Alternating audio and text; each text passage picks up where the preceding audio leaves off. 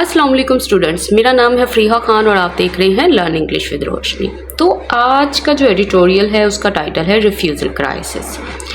तो ये स्टार्ट करने से पहले मैं सब स्टूडेंट्स को बता दूं, क्योंकि बहुत से स्टूडेंट्स जो हैं वो चैनल पे न्यू हैं, तो उन्हें मैं ये बता दूं कि ये जो क्लास है ये खाली रीडिंग की क्लास नहीं है। इस क्लास में हम न्यूज़पेपर के ज़रिए इंग्लिश को सीखते हैं। ये क्लास हर एक के लिए, हर उस पर्सन के लिए है जो अपनी इंग्लिश को बेहतर बनाना चाहता है। तो चलें अब इसको स्टार्ट करते हैं। देखो, रिफ्यूज़ल का मतलब क्या होता है? रिफ्यूज़ल का मतलब होता है किसी चीज़ को एक्सेप्ट नहीं करना, ठीक है। और क्राइसिस का मतलब क्या होता है? इसका मतलब होता है बहुत ही सीरियस प्रॉब्लम।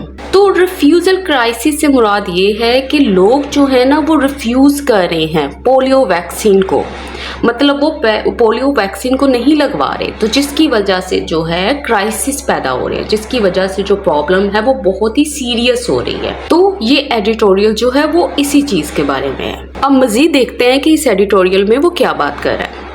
कह रहा है पाकिस्तान पोलियो केस काउंट। कहता पाकिस्तान का जो पोलियो केस काउंट है, केस काउंट से मुराद क्या है? इसका मतलब ये है कि जो रिपोर्ट होने वाले केसेस की जो तादाद है। फिर कोमा कह रहा with 105 days of the year. कहता साल के 105 दिनों के, अच्छा क्या 105 दिनों के, कहता लैप्स्ड सो फार, मतलब गुजर जाने के, मतलब 105 दिन जो है ना साल के वो गुजर चुके हैं अब तक। कहता is in the single digits. कहता जो ये चीज़ है ये अभी तक क्या है? सिंगल डिजिट है। सिंगल डिजिट होने से मुराद क्या है? इसका मतलब है वो 10 से लो है। तो इस लाइन में वो ये बात कर रहा है कि जो पाकिस्तान के जो पोलियो केस काउंट है, मतलब पोलियो से रिलेटेड जो केसेस रिपोर्ट हुए हैं पाकिस्तान में, वो 10 से भी कम है। वो असल में ये बात कर रहा है। और ये जो चीज़ है ये इसमें बता रहा है कि अब ये जो अब तक वाली चीज़ थी ना कि उसने जो टाइम मेंशन करना था तो उसने इन फ्रेज के ज़रिए मेंशन किया है। ये इसका अपना स्टाइल है कि उसने कहा कि साल के 105 दिन जो है वो लैप्स्ड हो गए हैं, वो गुजर चुके हैं सो फार अब तक। तो तब तक क्या हुआ है? अब तक क्या हुआ है? इतने केसेस जो हैं वो रजिस्टर हुए हैं। अब ये जो चीज़ है ना ये हमारा सब्जेक्ट है, इसकी वर्ड पड़ी हुई है यहाँ पे, ठीक है। वो ये बता रहा है कि पाकिस्तान के जो पोलियो केस काउंट है वो क्या है? Is in the single digit. Simple present में ये सेंटेंस बना हुआ है और इसकी अब वो कैप चेक कर लेते हैं। केस काउंट क्या होता है? ये मैंने आपको बताया है कि रिपोर्ट होने वाले केसेस की तादाद, मतलब number of reported cases. Lapsed का मतलब क्या होता है? लैप्स्ड का मतलब होता है पास्ट होना, गोन बाय, गुजर चुके, खत्म हो चुके। और लैप्स्ड का एक और मतलब भी होता है एक्सपायर्ड हो जाना। जैसे आप कहते हो कोई सब्सक्रिप्शन ली हुई है आपने जिम की, तो वो अगर लैप्स्ड हो गई है तो मतलब वो अब गुजर चुकी है, वो एक्सपायर हो चुकी है। अब आगे देखो, वो कह रहा है बट द क्वेश्चन इज, कहता लेकिन सवाल ये है। देखो ये जो चीज़ है ना, ये जो इसने मेंशन की है बट द क्वेश्चन इज, असल में इस सेंटेंस के ज़रिए, इस क्लॉज के ज़रिए ना वो असल में एक वार्निंग दे रहा है। वो क्या चीज़ है? आगे देखो, colon sign. For how long, कहता कब तक। कहता कब तक ये जो चीज़ है ये सिंगल डिजिट में ही रहेगी, मतलब कब तक जो पाकिस्तान है इन पोलियो केसेस की नंबर को लो रखेगा, वो ये बात कर रहा है। अच्छा, अब ये देखो इसने कोलन साइन यहाँ पे क्यों लगाया? देखो कोलन साइन लगाने का मकसद क्या है?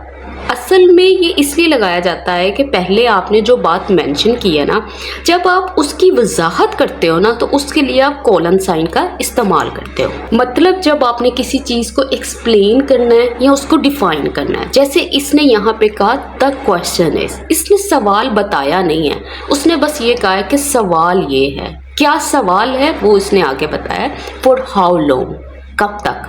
अक्सर आपने ऐसे सेंटेंसेस सुने होंगे कि जैसे एक लड़की है, ठीक है, अगर वो ये कहती है कि मेरा सिर्फ एक ही मकसद है, अब उसने यहाँ तक बात कर दी, उसके बाद उसने कोलन साइन डाला और उसके बाद उसने मेंशन किया टू पास द एग्ज़ाम, कि मेरा सिर्फ एक ही मकसद है कि मैं एग्ज़ाम को पास कर लूँ। तो अब आई होप कि अब आपको समझ आ गई होगी कि ये कोलन साइन जो है क्यों इस्तेमाल हुआ है। बाकी देखा जाए तो सिंपल सेंटेंस बना हुआ है। अब वो कह रहा है एनवायरमेंटल सर्विलियंस। देखो एनवायरमेंटल का मतलब क्या होता है? एनवायरमेंट का मतलब होता है कि हमारी जो सराउंडिंग्स है, जैसे एयर हो गई, वाटर, सॉइल, ये जो अब यहाँ पे इस केस में जो मेंशन करेगा वो मेंशन करेगा सीवेज सिस्टम्स, ये सारी चीज़ें जो होती हैं। कहता है इनकी जो सर्विलियंस है, सर्विलियंस का मतलब होता है किसी चीज़ को बहुत केयरफुली मॉनिटर करना, उसको देखना कि हो क्या रहा है। कहता हैज़ डिटेक्टेड कि इस चीज़ ने, जो इन्वायरमेंटल सर्विलियंस है उसने डिटेक्ट किया है, मतलब उसने डिस्कवर किया है किस चीज़ को? पोलियो वायरस को, उस वायरस को जिसकी वजह से पोलियो जो है वो कॉज होता है। कहाँ किया? कहता है इन सीवेज सैंपल्स, इन सैंपल्स में। सीवेज का मतलब क्या होता है? गंदे पानी के जो सैंपल्स हैं। कहता फ्रॉम 20 डिस्ट्रिक्ट्स, कहता ये वाले जो सैंपल्स थे ये 20 डिस्ट्रिक्ट से लिए गए थे।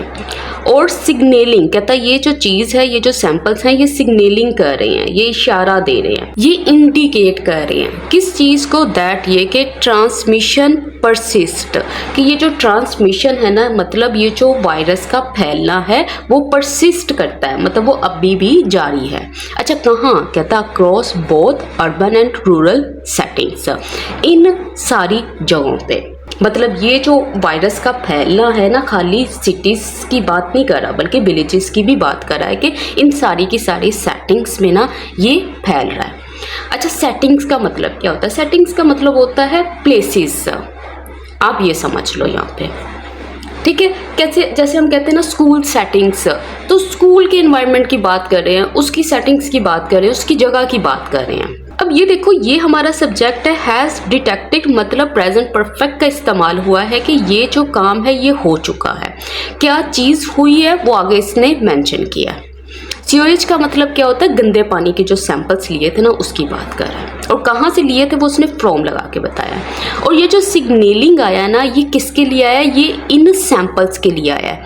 ये वाले जो सैंपल्स उन्होंने लिए थे ना, ये सिग्नलिंग कर रहे हैं। ये सिग्नलिंग क्या है? ये प्रेजेंट पार्टिसिपल है जो कि एडजेक्टिव का काम कर रहा है। वो बता रहा है कि ये वाले जो सैंपल हैं ये दिखा रहे हैं, ये इंडिकेट कर रहे हैं, जिस चीज़ को इंडिकेट कर रहे हैं वो सारे का सारा इसने यहाँ पे मेंशन किया। देखो ये जो सिग्नलिंग है ये प्रेजेंट पार्टिसिपल का काम कर रहा है, लेकिन अगर आप सिग्नलिंग जो है ना वो सिग्नल से बना है, ठीक है, वर्ड से बना है। अगर आप उससे क्वेश्चन पूछो ना सिग्नलिंग वर्ड किस चीज़ को शो कर रहा है, किस चीज़ को इंडिकेट कर रहा है, तो उसका आंसर आपको मिलेगा ये वाली बात, जो कि सारी की सारी इसका ऑब्जेक्ट है। उसके बाद ये हमारा सब्जेक्ट है, ये इसकी वर्ब है। ट्रांसमिशन, ट्रांस से बना है। ट्रांस का मतलब क्या होता है? पास होना ना, मतलब एक जगह से दूसरी जगह, इधर से उधर। परसिस्ट होने का मतलब है कि ये चीज़ जो है ये कंटिन्यू है, ये जारी है। कहते द वायरस, द आर्टिकल लगा है, खास वायरस की बात कर रहा है। कौन सा वायरस? Polio virus. इसके लिए द आर्टिकल इसने इस्तेमाल किया। देखो जब आप किसी नाउन को डेफिनेट करते हो ना, तो उससे पहले आप उस नाउन को प्रॉपर एक्सप्लेन कर चुके होते हो, तब आप यूं बताते हो कि द वायरस, वो वाला वायरस जो पहले अभी बात की थी। कहता कंटिन्यूस, वो जारी है। टू सर्कुलेट, सर्कुलेट होना, सर्कुलेट होने का मतलब क्या? फैलना। साइलेंटली, खामोशी के साथ। इन कम्युनिटीज, कम्युनिटीज में कहता where immunisation coverage, immunisation coverage. देखो इसका मतलब क्या है? देखो इम्यूनाइजेशन का मतलब है ये वैक्सीनेशन की बात कर रहा है, और कवरेज का मतलब ये है कि कितने लोग जो हैं वो वैक्सीनेटेड हैं। कहता रिमेन्स अनइवन, कहता ये जो चीज़ है ना ये अनइवन है। अनइवन का मतलब है ये सेम नहीं है हर जगह पे, मतलब कुछ लोग वैक्सीनेटेड हैं, कुछ लोग वैक्सीनेटेड नहीं हैं। तो अब यहाँ से यहाँ तक हमारा सेंटेंस बना हुआ है। ये सब्जेक्ट है, ये इसकी वर्ब है, सिंपल प्रेजेंट है, ठीक है। द वायरस कंटिन्यूस, और उसके बाद देखा जाए तो इम्यूनाइजेशन कवरेज रिमेन्स। अब इसकी वो कैप चेक करते हैं। सर्कुलेट, देखो सर्कुलेट का मतलब क्या होता है? इसका मतलब होता है फैलना, ठीक है। जैसे आप कहते हो ना स्प्रेड होना, वो भी आप यहाँ पे यूज कर सकते हो। साइलेंटली, इसका मतलब होता है क्वाइटली, चुपके से। इम्यूनाइजेशन मतलब वैक्सीनेशन की बात कर रहा है। कवरेज का मतलब क्या होता है? इसका मतलब होता है रीच, उसकी एक्सटेंट, कि वो कहाँ तक फैली हुई है, कि मतलब वैक्सीनेशन कहाँ तक हुई हुई है। अनइवन का मतलब क्या है? इनकंसिस्टेंट, मतलब यूनिफॉर्म नहीं है, हर जगह ये चीज़ जो है वो नहीं पहुंची हुई, सारे लोग जो हैं वो वैक्सीनेटेड नहीं हैं। अब आगे देखो, कहता दैट, ये के। अच्छा, अब देखो ये जो दैट से सेंटेंस स्टार्ट हुआ है ना, ये यहाँ पे जो है ना सब्जेक्ट का काम कर रहा है। इसकी भी अपनी वर्ब होगी, वो कहाँ पे होगी मैं अभी बताती हूँ।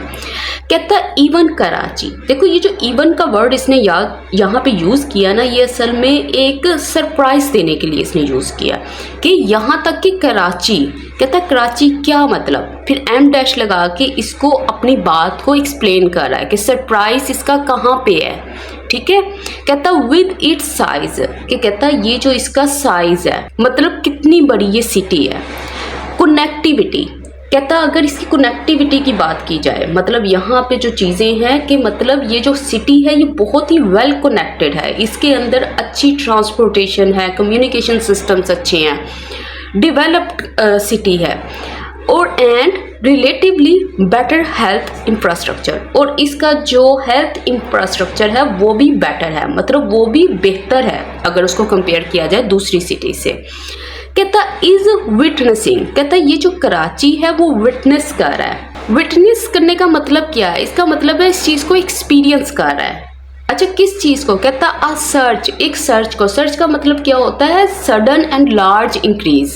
किसमें, कहता इन वैक्सीन रिफ्यूजल्स, इन चीज़ों में, मतलब बहुत सारे जो लोग हैं वो पोलियो वैक्सीन को लेने से इनकार कर रहे हैं, उसे रिफ्यूज़ कर रहे हैं। कहता स्पीक्स वॉल्यूम। अब ये जो चीज़ है ना दैट, अब ये जो सब्जेक्ट है इसकी वर्ब यहाँ पे पड़ी हुई है। कहता ये वाली जो चीज़ है ना कि कराची जैसी सिटी में जो बहुत ही वेल डेवलप्ड सिटी है, कहता वहाँ के जो लोग हैं जो वैक्सीन लगवाने से इनकार कर रहे हैं ना, कहता ये वाली जो बात है ना ये स्पीक्स वॉल्यूम करती है, मतलब ये किसी चीज़ को साफ साफ दिखाती है। अच्छा, किस चीज़ को, कहता about the scale of the challenge, मतलब ये चीज़ हमें बताती है कि ये जो चैलेंज है, ये जो प्रॉब्लम है, ये जो सीरियस मसला है, ये कितने स्केल का है, ये किस स्केल का है, मतलब उसकी सीरियसनेस क्या है, कि वो मतलब वो जो प्रॉब्लम है वो किस शिद्दत की है, तो वो ये बात कर रहा है। तो ये सब्जेक्ट है, इसकी वर्ब जो है वो ये पड़ी हुई है, और ये सब्जेक्ट है, इसकी वर्ब जो है वो ये है। ठीक है, कराची इज विटनेसिंग और दैट स्पीक्स वॉल्यूम। अच्छा, अब ये कुछ वर्ड्स चेक कर लेते हैं क्योंकि कुछ वर्ड्स न्यू भी हैं आज। जैसे सबसे पहले ये स्पीक वॉल्यूम वाली बात हुई है। देखो स्पीक वॉल्यूम का मतलब क्या है, अगर आप बहुत ऊंची बोलते हो ना तो इसका मतलब है आप किसी चीज़ को साफ साफ बोल कर बता रहे हो। तो यहाँ पे अगर कोई चीज़ स्पीक वॉल्यूम कर रही है ना तो इसका मतलब है वो बहुत कुछ दिखा रही है, वो बहुत कुछ शो कर रही है। और ये जो स्केल चीज़ यूज़ हुई है ना, देखो स्केल का मतलब यहाँ पे क्या है, स्केल जो है हमें बता रहा है साइज़ के बारे में, लेवल के बारे में, एक्सटेंट के बारे में, कि वो किस हद तक है, उसका दर्जा क्या है, और वो कौन सी चीज़ थी, वो चैलेंज है। अब आगे देखते हैं। According to federal health minister Mustafa Kamal, कहता इनके मुताबिक एज मच एज, कहता यहाँ तक के 85%।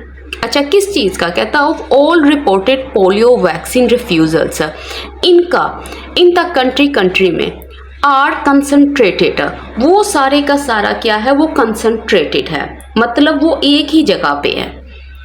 इन द सिटी में, वो मतलब ये बात कह रहा है कि जो 85% जो रिफ्यूज़ल हुए हैं ना वैक्सीन से रिलेटेड, कहता ये सारे के सारे एक ही सिटी से आए हैं, एक ही सिटी में कंसंट्रेटेड है। मतलब कहाँ से आए हैं, कराची की बात कर रहा है। कंसंट्रेटेड का मतलब क्या है, इसका मतलब आप ये समझ लो ये उनका जो है ना आप मरकज़ है, कि मतलब इतनी चीज़ें जो हैं वो यहाँ से निकल कर आई हैं। और ये जो एज मच हैज़ यहाँ पे इस्तेमाल हुआ है ना, ये असल में इस नंबर के ऊपर जो है वो फोकस डाल रहा है, वो बता रहा है कि इतना बड़ा नंबर, कितना कि 85% तक। अभी यहाँ तक तो आपको लग रहा होगा कि इजी है, लेकिन ये आगे आगे पढ़ते जाओगे ना तो सेंटेंसेस जो हैं ना वो चेंज होते जाएंगे। तो आगे देखो, कहता कॉन्स्पिरेसी थेरीज। कॉन्स्पिरेसी थेरीज का मतलब क्या होता है, इसका मतलब होता है बिलीव्स और आइडियाज़ जो झूठे होते हैं, मतलब खुद से ये जो बातें बनानी है। किसके बारे में, कहता अबाउट इनफर्टिलिटी, इसको लेकर। इनफर्टिलिटी का मतलब क्या है कि मतलब लोगों का इस काबिल ना होना कि वो बच्चे पैदा कर सकें। नो हलाल इंग्रेडिएंट्स, कि उसके अंदर जो है वो नॉन हलाल मतलब हलाल जो है इंग्रेडिएंट्स मौजूद नहीं है। एंड फॉरेन एजेंडाज, और उसके अंदर कोई फॉरेन एजेंडाज शामिल हैं, मतलब कोई बाहर की जो कंट्रीज़ हैं या ऑर्गेनाइजेशन है उनके कोई मकासद हैं इस चीज़ में, इस वैक्सीन में। कहता कंटिन्यू टू सर्कुलेट, कहता ये वाले जो कॉन्स्पिरेसी थेरीज हैं ये जारी हैं सर्कुलेट होना, फैलना। कहता पर्टिकुलरली ख़ास तौर पर अमंग पख्तून में and Urdu speaking communities, in communities में।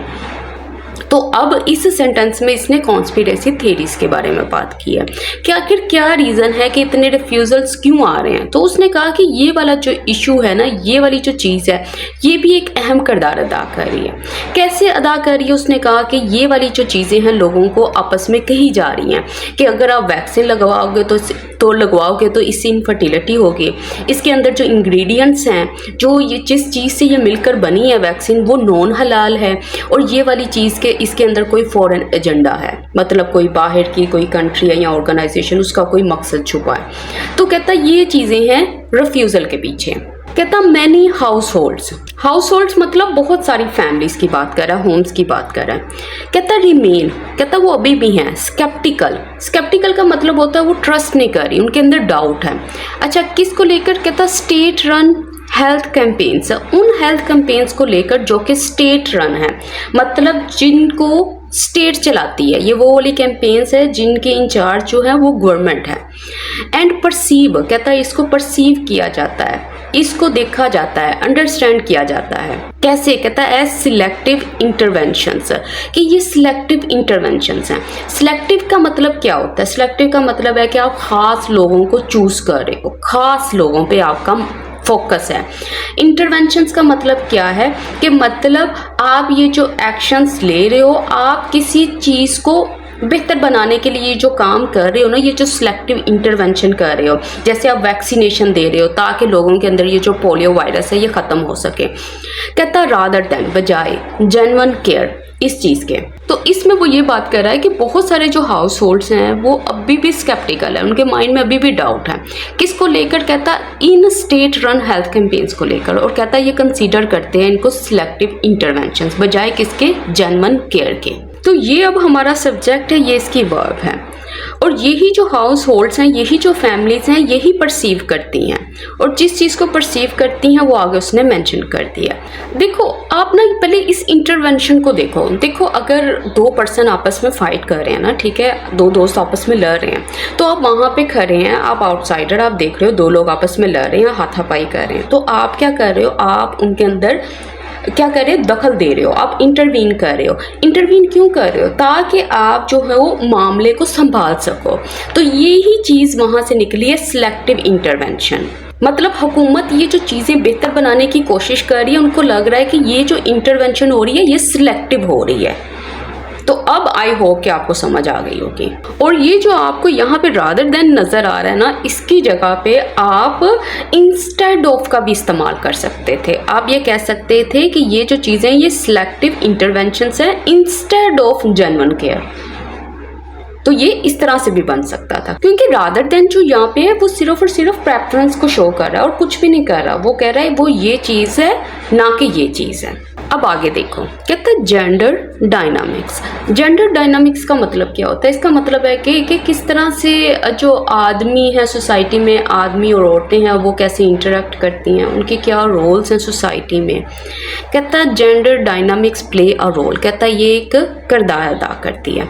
कैसे? वो आगे बताएगा। कहता विद वीमेन, कहता जो औरतें हैं, कहता ओपन रिक्वायरिंग, कहता अक्सर वो रिक्वायर करती है, उनको ज़रूरत होती है किस चीज़ की? परमिशन की। अच्छा कहाँ से? कहता फ्रॉम मेल फैमिली मेम्बर्स, यहाँ से। अच्छा क्यों होती है? टू वैक्सीनेट देयर चिल्ड्रन, अपने बच्चों को वैक्सीनेट करवाने के लिए। मतलब अब ये वो बात कर रहा है, कहता है ये चीज़ें भी हैं लेकिन इसके साथ जेंडर डायनामिक्स भी हैं जिसकी वजह से जो है वो रिफ्यूज़ल होती हैं। कैसे होती हैं? कहता क्योंकि बहुत सी औरतें हैं वो खुद फैसला नहीं ले सकती। जैसे बच्चे को अगर वैक्सीनेट करवाना है तो उसके लिए उनको सबसे पहले अपने मेल फैमिली मेम्बर से जो है वो परमिशन लेनी होगी।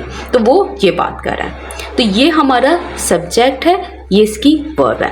देखो इस तरह के जो फ्रेजेस होते हैं ना, प्ले अ रोल, और जैसे ऊपर भी एक यूज़ हुआ था स्पीक वॉल्यूम, इनको ना हम नोट डाउन करते जाया करो, ये आपकी राइटिंग को बहुत बेहतर बनाते हैं। अब ये जो रिक्वायरिंग नजर आ रहा है ना, ये किसके लिए आया? ये प्रेजेंट पार्टिसिपल है, ये औरतों के लिए आया। ये वो औरतें हैं जो कि रिक्वायर्ड करती हैं, जिनको ज़रूरत होती है किस चीज़ की, वो आगे मेंशन किया हुआ है। और फिर यहाँ से आगे बात जो है वो बढ़ती जा रही है। परमिशन किससे थी? उसने कहा मेल फैमिली मेम्बर से। अच्छा क्यों थी? वो उसने टू लगा के बताया, वैक्सीनेट करने के लिए। अच्छा किसको वैक्सीनेट करना? उसने कहा देयर चिल्ड्रन, उनके बच्चों को।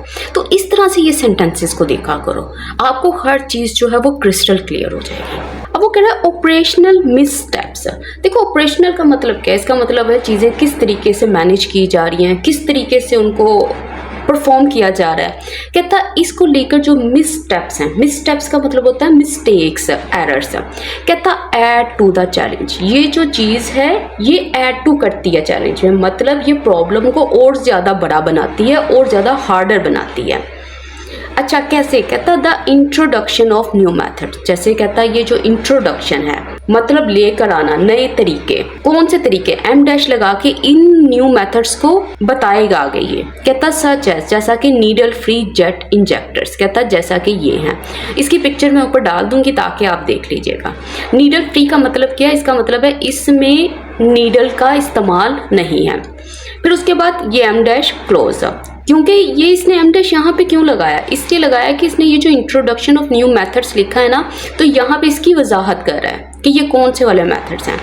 कहता हैज़ इन सम केसेस, कहता कुछ केसेस में, कहता स्पार्क्ड कन्फ्यूजन। कहता ये जो चीज़ है ये वजह बनी है कन्फ्यूजन की एंड फियर, डर की। अच्छा किन के दरमियान में? कहता अमंग पेरेंट्स, पेरेंट्स के दरमियान में। अच्छा कौन से पेरेंट्स? कहता अनफेमिलियर विद दीज टेक्नोलॉजीज। कहता जो कि अनफेमिलियर है, मतलब जो कि वाकिफ नहीं है इन टेक्नोलॉजीज के साथ। तो अब वो दूसरी साइड पे भी बात कर रहा है ना कि ये चीज़ें तो लोगों में देखी हैं कि उनकी तरफ से ऐसे होता रहा है, तो लेकिन कहता है कि अगर आप देखो ना चीज़ों को तो ऑपरेशनल एरर्स भी हुए हैं।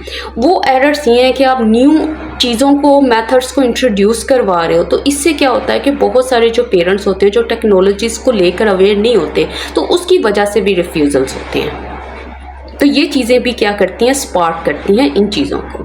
अब इसमें थोड़ी सी वोकैब देखते हैं। देखो अनफेमिलियर का मतलब क्या होता है? इसका मतलब होता है कि अननोन, अनजान होना, मतलब इस चीज़ से वाकिफ ना होना। वो विद लगा के आप बताओगे आप किस चीज़ से अनफेमिलियर हो। अच्छा अब इसने यहाँ पे वर्ब यूज़ किया स्पार्क। स्पार्क का मतलब होता है कॉज करना, ट्रिगर करना, किसी चीज़ को पैदा करना, किसी चीज़ को इनिशिएट करना, किसी चीज़ को शुरू करना।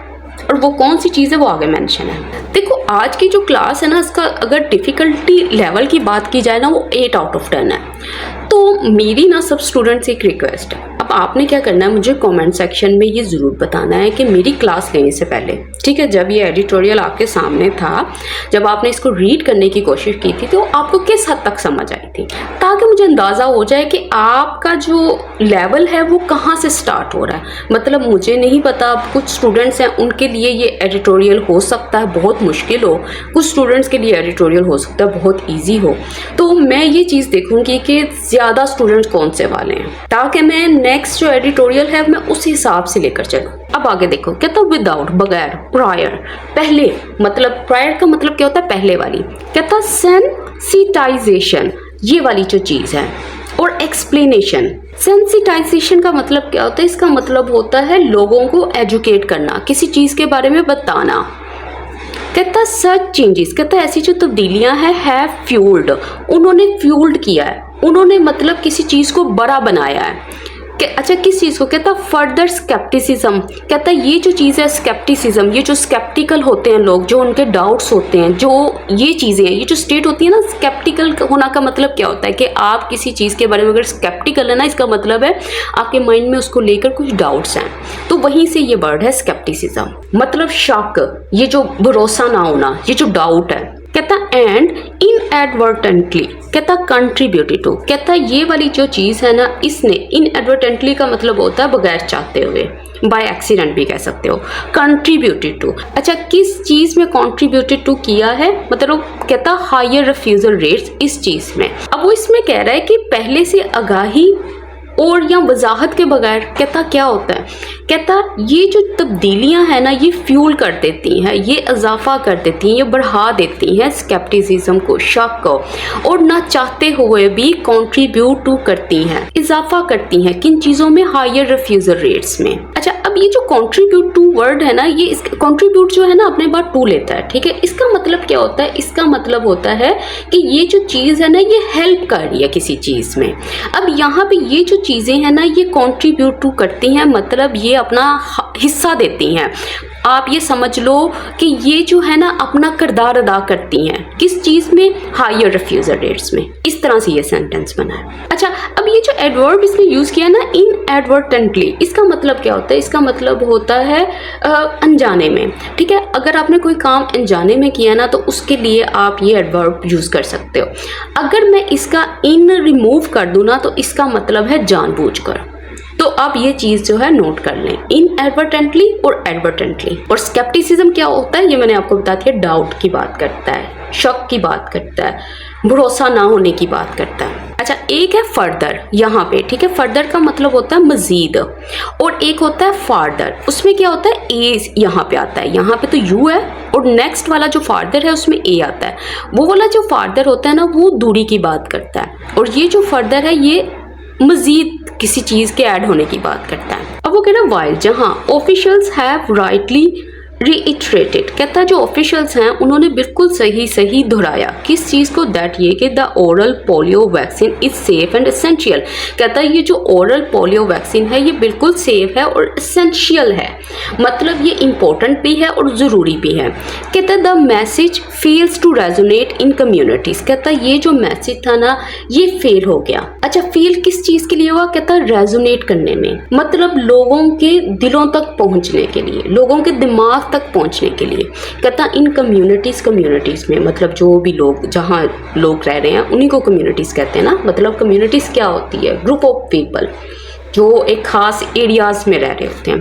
कहता वेयर, जहाँ ट्रस्ट इन द स्टेट, कहता जहाँ ट्रस्ट जो है ना स्टेट पर, इज़ लो, वो लो है, एंड कम्युनिकेशन पुअरली टेलर्ड, और जो कम्युनिकेशन है उसको पुअरली टेलर्ड किया जाता है, मतलब उसको अच्छे तरीके से लोगों को जो है वो डिलीवर नहीं किया जाता।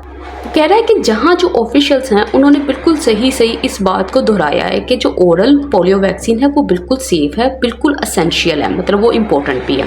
कहता लेकिन ये जो मैसेज है ना ये फेल हो गया है रेजोनेट इन करना, मतलब ये जो मैसेज है ये उनके दिलों तक नहीं पहुँचा, उनके दिमाग तक नहीं पहुँचा।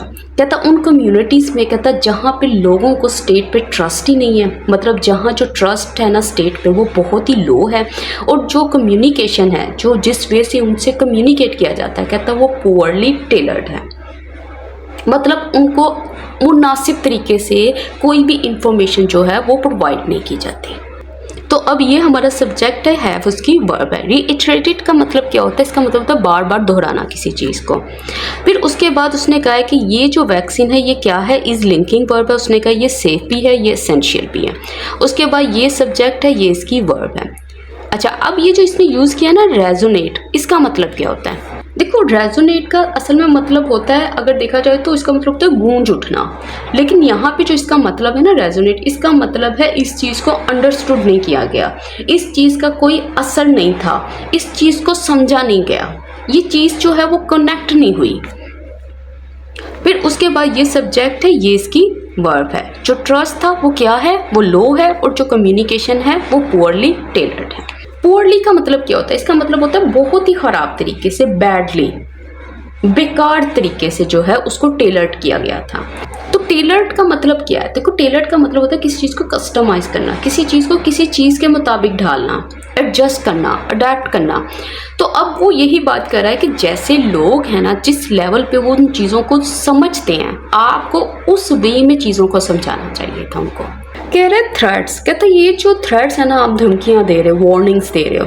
अच्छा, लीगल पेनल्टीज़ की, इस चीज़ की कि आपको पनिशमेंट होगी, मतलब लॉ के हिसाब से आपको पनिश किया जाएगा, मतलब आपको फ़ाइन हो सकता है, आपको जेल हो सकती है। कहता विल ओनली डीपन रेजिस्टेंस, कहता ये जो चीज़ है ये गहरा कर देगी रेजिस्टेंस को, मतलब लोग ज़्यादा से ज़्यादा जो है वो अपोज करेंगे, मुदाखलत करेंगे या रिजेक्ट करेंगे वैक्सीन को। कहता है the upcoming April 21 campaign offers, कहता है ये जो आने वाली कैंपेन है ना ये ऑफर करती है, मतलब ये लोगों को प्रेजेंट करती है, लोगों को देती है क्या चीज़, कहता है एक क्रिटिकल अपॉर्चुनिटी, एक बहुत ही अहम चांस। कह रहा है the state must move beyond top down directives, कहता है जो स्टेट है उसको लाजमी मूव बियॉन्ड करना चाहिए, मतलब उसको जो है अपना फोकस जो है ना इन चीज़ों पे डालना बंद करना चाहिए। किन चीज़ों के ऊपर, कहता है ये जो टॉप डाउन डायरेक्टिव्स हैं, मतलब ये जो ऊपर से जो डिसीजन किए जाते हैं, मतलब ऊपर वाले लीडर्स की तरफ से जो डायरेक्शंस आती हैं, जो ऑर्डर्स आते हैं। And foster community led engagement, और इनको क्या करना चाहिए, इनको इस चीज़ को इंकरेज करना चाहिए, सपोर्ट करना चाहिए। कम्युनिटी लेड का मतलब क्या होता है, उसका मतलब है कि जो लोग हैं ना कम्युनिटी में वो लीड लें, ना कि गवर्नमेंट ले। मतलब आप क्या कर रहे हो, आप लोगों को सुने बगैर, उनको समझे बगैर आप ऊपर से ऑर्डर देते जा रहे हो। कहता है इन चीज़ों की बजाय जो है आपको इन चीज़ों को फोस्टर करना होगा। इंगेजमेंट का मतलब क्या है, इसका मतलब ही यही है कि आपको उन लोगों को इन्वॉल्व करना होगा, उनकी एक्टिव पार्टिसिपेशन जो है वो लेनी होगी। वो कैसे लेनी होगी आगे वो एक्सप्लेन करेगा। तो ये सब्जेक्ट है, ये मॉडल वर्ब है और ये इसकी वर्ब है। देखो मूव बियॉन्ड जो है ना ये बहुत ही खूबसूरत मुझे एक फ्रेज़ नज़र आई थी, तो मैंने कहा इसको एक्सप्लेन कर दूँ। देखो मूव बियॉन्ड का मतलब होता है किसी चीज़ के ऊपर फोकस करना बंद कर दो। जैसे अगर कोई इंसान है, अगर वो माजी में ही स्टक हुआ है और आप उसको कहना चाहते हो कि माजी को भूल जाओ और फ्यूचर पे फोकस करो, तो आप उसके लिए भी ये यूज़ कर सकते हो कि it is time to move beyond the past and focus on the future. और ये जो इसने टॉप डाउन लिखा हुआ है ना, इसका मतलब क्या है, इसका मतलब है ऊपर से नीचे, मतलब आम लोगों तक। ऊपर कौन बैठा है, सबसे ऊपर लीडर्स बैठे हुए हैं ना, तो वहाँ से जो डायरेक्टिव्स आ रहे हैं, डायरेक्टिव्स क्या होता है, ऑर्डर होती हैं, इंस्ट्रक्शंस हो रही हैं, ऐसे नहीं ऐसे करो। और फोस्टर का मतलब क्या होता है, इसका मतलब होता है इंकरेज करना, किसी चीज़ को सपोर्ट करना। अब आगे देखो, कहता है religious leaders, elders and teachers must be enlisted too. कहता है ये जो लोग हैं ना, जैसे जिसमें रिलीजियस लीडर्स हो गए, एल्डर्स हो गए, टीचर्स हो गए, उनको क्या करना चाहिए, कहता उनसे मदद लेनी चाहिए। उनको इन चीज़ों में ना, ये जो आपने एक मुहिम चलाई हुई है, तो कहता इनमें उनकी सपोर्ट लेनी चाहिए। किस लिए, कहता टू बिल्ड ट्रस्ट, ताकि वो बिल्ड कर सकें ट्रस्ट को, एंड डिस्पेल कर सकें मिथ्स को, और क्लियर अप कर सकें, रिमूव कर सकें फॉल्स आइडियाज़ को और र्यूमर्स को। कौन से मिथ, जो इसने ऊपर एक्सप्लेन किए थे, जो हमने डिटेल में देखे थे। तो अब इसलिए उसने कहा है ना, ये टॉप डाउन लीडर्स के ये जो डायरेक्टिव्स है, इसको रोक कर उसने क्या सोल्यूशन प्रोवाइड किया था, उसने यही वाला सोल्यूशन प्रोवाइड किया कि अब आप इन लोगों को लेकर आओ। उसने अभी कहा नहीं था कि ये जो आपकी कम्युनिकेशन है ये पुअरली टेलर्ड है, क्योंकि लोग आप लोगों को नहीं समझ पा रहे और आप अपनी बात बस बोलते जा रहे हो। तो इसी लिहाज से उसने कहा कि आप इन लोगों को लेकर आओ, इन लोगों की बात जो है वो लोग समझेंगे। एनलिस्ट का मतलब क्या होता है, देखो ये मॉडल का ना पैसिव स्ट्रक्चर बना हुआ है। एनलिस्ट का मतलब होता है किसी को शामिल करना, इन्वॉल्व करना, उनको दावत देना कि वो आए। किस चीज़ के लिए आए, वो आगे टू लगा के उसने मेंशन किया। और मिथ्स क्या होती है, फॉल्स बिलीव्स को कहते हैं, मिसकंसेप्शन को कहते हैं, झूठे ख्यालात को कहते हैं, ख्याली बातों को कहते हैं। The state must win the confidence of its people, के जो स्टेट है उसको लाजमी जीतना चाहिए लोगों के एतमाद को, उनके कॉन्फिडेंस को। अच्छा कैसे, अब वो कह रहा है वन कन्वर्जेशन, कहता एक बातचीत, one house hold and one drop at a time. तो असल में इसमें वो बात क्या कह रहा था, वो बात यही कह रहा था कि आप इस तरह से ना बहुत तेज़ी में ना जाओ।